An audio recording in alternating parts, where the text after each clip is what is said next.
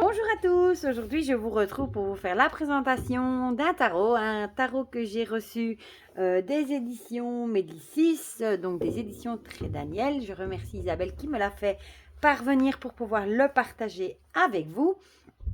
Et il s'agit du tarot des 5 éléments de Melinda Lee Holm, 78 cartes pour favoriser l'intuition, la créativité et l'accomplissement de soi. Bon, la boîte est déjà très jolie, hein, on retrouve des illustrations ici, voilà, là aussi. Je trouve il est vraiment beau. Là aussi, c'est une boîte qui s'ouvre comme ceci, une boîte cloche, on a encore des illustrations là. Une boîte cloche, une boîte aimantée plutôt. Alors, qu'est-ce que ça va nous dire? Dans ce coffret, vous découvrirez 78 cartes magnifiquement illustrées et imprégnées de l'énergie des 5 éléments. Le feu, l'eau, l'air, la terre et l'éther, ou esprit. Chacune de ces cartes vous présente des symboles riches en signification qu'elle vous invite à explorer. Le livre d'accompagnement vous révèle différentes méthodes de tirage ainsi que le message et l'enseignement délivrés par chacune des cartes. Ce tarot des 5 éléments est un outil puissant qui vous aidera à approfondir votre connaissance de vous-même, à développer votre intuition et à prendre les décisions les plus pertinentes. Melinda Lee Holm étudie et pratique le tarot depuis plus de 25 ans et convertit son expérience en conseils pratiques. Son travail a fait l'objet d'articles dans Vogue, InStyle, WWD, Condé, Nas Traveler et Hollywood. Ce coffret contient 78 cartes, un guide d'accompagnement et le prix de 26 €. Voilà. Donc, on l'ouvre comme ceci. J'adore ces boîtes comme ça. La boîte elle n'est pas immense. On retrouve le guidebook et les cartes sont là. Voilà. Donc, le guidebook, on va d'abord commencer par le guidebook qui est tout en couleur. On a la table des matières avec une introduction au tarot des 5 éléments, comment utiliser le jeu, les différents tirages, puis on a les arcanes majeurs et les mineurs. Alors, l'introduction au tarot des 5 éléments. Ici, elle va vraiment nous expliquer comment elle a construit ce jeu, que ça s'appuie sur l'interprétation et le symbole traditionnel du tarot. C'est un tarot basé sur le Marseille, hein. Vous allez voir que les majeurs sont illustrés, mais les mineurs, pas du tout. C'est comme un pipe deck avec le 2 de denier. Vous aurez 2 deniers sur la photo. Voilà. Et alors, qu'il est composé de 5 éléments majeurs. L'air, le feu, l'eau et la terre et l'éther. Voilà. Et ça se retrouve dans les épées, les bâtons, les coupes et les deniers. Et l'éther régnant plutôt sur les arcanes majeurs. Et vous allez voir, il est vraiment original, ce tarot, parce qu'en fait, il n'y a pas de personnage. On dirait vraiment que les personnages sur la carte ont disparu. Ils ont laissé la carte en plan, qu'ils sont partis ailleurs. C'est vraiment très, très comique, je trouve. Alors, comment utiliser du coup ce jeu? Voilà. Ici, elle va nous parler des petits rituels. Voilà, par exemple, pour le feu, on peut allumer de l'encens ou des herbes purificatrices. Pour la terre, on peut poser une pierre de notre choix sur le jeu, etc. etc. Ici, on a les symboles alchimiques, du coup, des 4 éléments. Si je fais ça, vous le verrez mieux. Alors, comment formuler des questions? Alors, suivez les éléments, comme des personnages. Et alors, ce qui est vraiment génial, chez l'apothicaire, en fait, sur chaque carte des arcanes majeures, on va retrouver un objet d'apothicaire, une épice, une herbe, une teinture ou un parfum. Et ça nous aidera à intégrer physiquement les informations délivrées par la carte, une vraie solution de type terre. Ça, je trouve ça super chouette. Et regardez ici comme c'est joli. Donc, les tirages. On a un tirage en 3 cartes, hein, vite et bien. Ça, c'est un peu le tirage classique, j'ai envie de dire. Un tirage en 5 cartes, dedans, dehors. Celui-ci permet d'explorer le lien entre votre monde intérieur et votre vie extérieure. Il aide à comprendre en quoi ce qui émane de vous peut contribuer à résoudre ou à bloquer une situation. Ici, on a le tirage en 10 cartes, les 3 niveaux de conscience.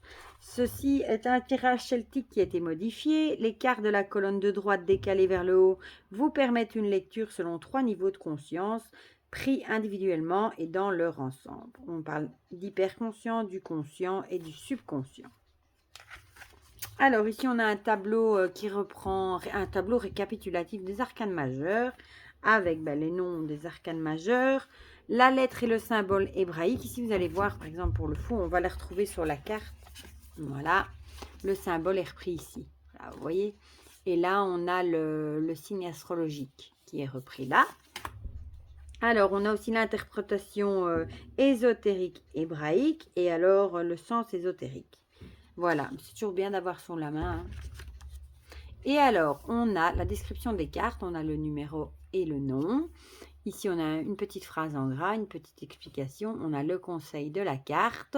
Le défi est chez l'apothicaire. Voilà. On va peut-être juste prendre, par exemple, allez, l'ermite.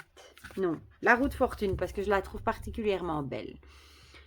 Je voulais juste vous lire le défi est chez l'apothicaire. Comme ça, vous avez une petite idée. Le défi, il est parfois tentant de débrayer dans les moments de repos. Restez plutôt prêt à agir en continuant à poursuivre vos objectifs, à augmenter vos connaissances, à pratiquer votre technique et à élargir votre cercle. Et alors, chez l'apothicaire, associé à la planète Jupiter, la muscade porte chance et favorise l'expansion intérieure. Elle est délicieuse en cuisine ou saupoudrée sur un cappuccino. Voilà. Et on y retrouve la cannelle sur la carte. Voilà, voilà. Et je vais quand même vous montrer, du coup, voilà. Pour les mineurs, du coup, vous voyez l'as d'épée, le 2 d'épée, il y a 2 épées et il y a un petit peu moins. Là, on retrouve un conseil, un défi. Évidemment, il n'y a pas de conseil d'apothicaire vu que il n'y a pas de plantes, il n'y a pas d'autre chose. Et même les figures de coupe, figurez-vous, ne sont pas illustrées. Voilà. Mais franchement, les arcanes majeures sont très, très, très belles. Alors, on va sortir le bébé. Je pense que je vais attraper mon radiant qui est juste ici. J'ai l'impression que les cartes sont beaucoup plus grandes qu'un tarot classique. Oui, voilà. Bon, ici, j'ai le radiant qui est un tarot classique. Regardez. Oui, elles sont beaucoup plus hautes et beaucoup plus larges. Pour avoir une idée. Voilà. Alors. Elles ont une qualité. Elles sont mates. J'ai l'impression de toucher les cartes du White Know. C'est la même texture et ce bruit qui glisse comme ça, j'adore, franchement. Le dos est comme ceci.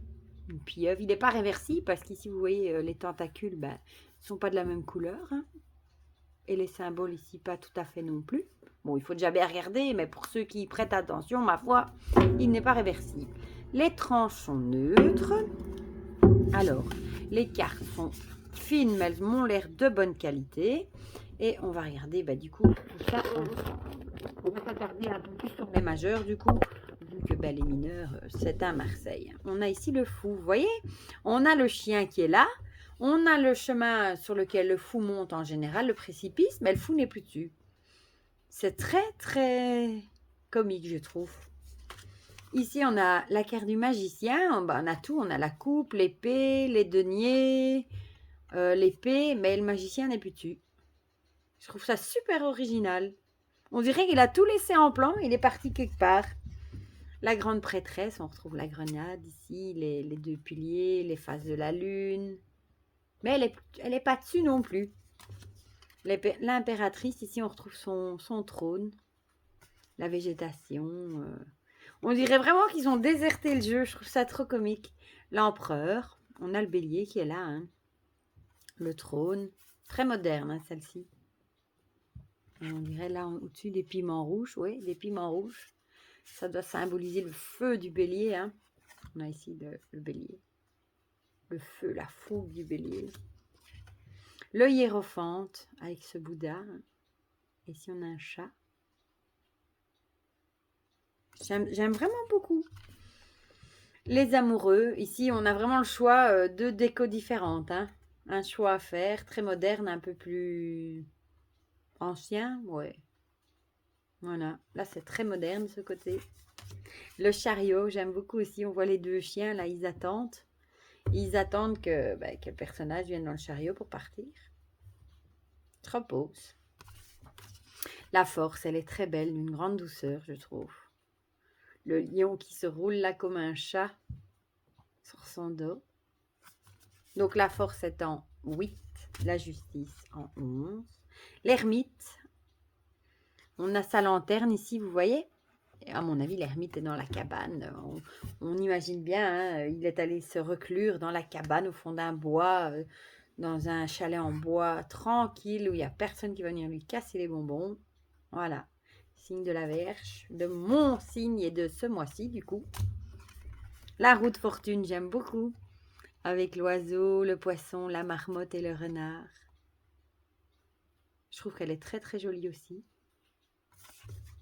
La justice, en 11 du coup. Celle-ci me fait penser à la balance de la déesse Maat, hein, qui pèse le cœur et l'esprit.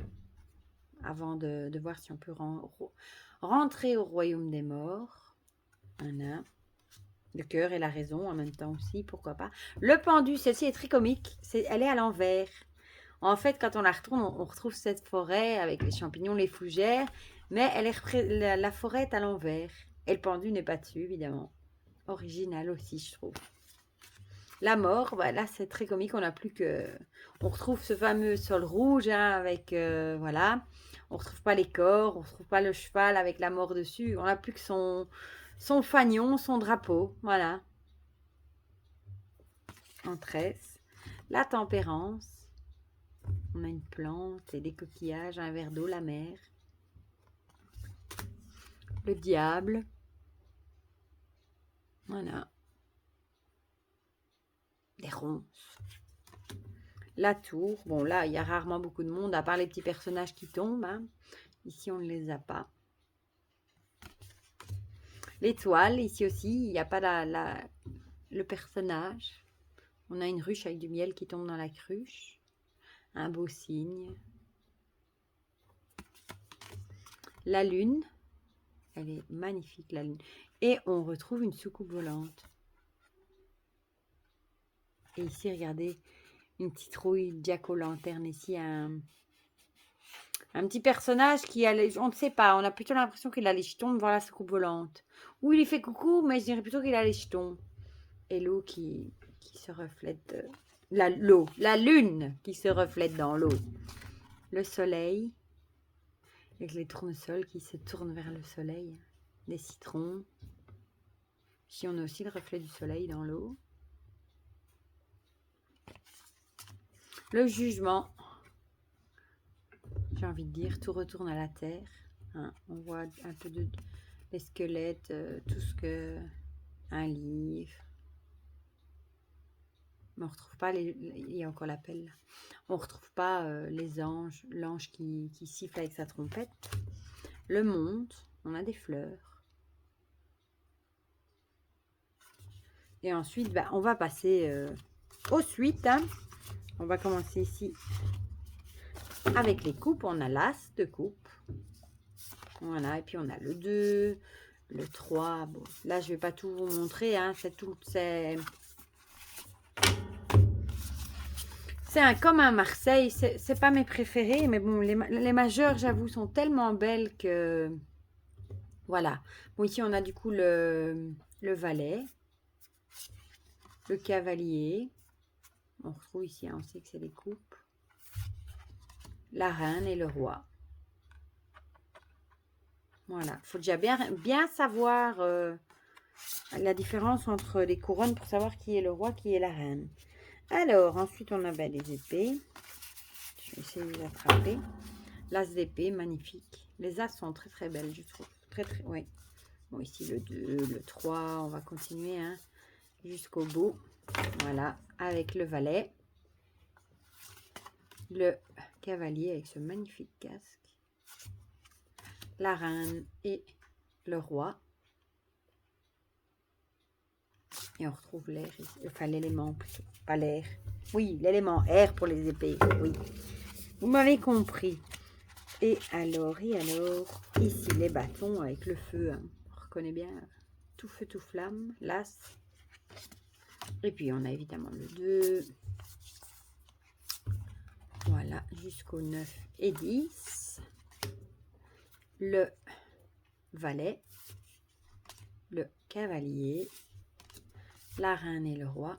Pas rater qu'on est dans le feu là. Et pour finir les deniers, très très belle. L'as de denier, on retrouve la pieuvre ici, regardez, octopus. Magnifique, c'est en référence au dos, je suppose. Très très beau ça, elles sont vraies, elles sont belles. Hein. Ouais. J'adore la suite des avec des visages, des pieux, des deniers. Pourquoi? Je ne sais pas. Alors ici, on a le valet, le cavalier, la reine et le roi. Et bien franchement, j'aime beaucoup cette sensation de carte mat comme ça, elle glisse très bien.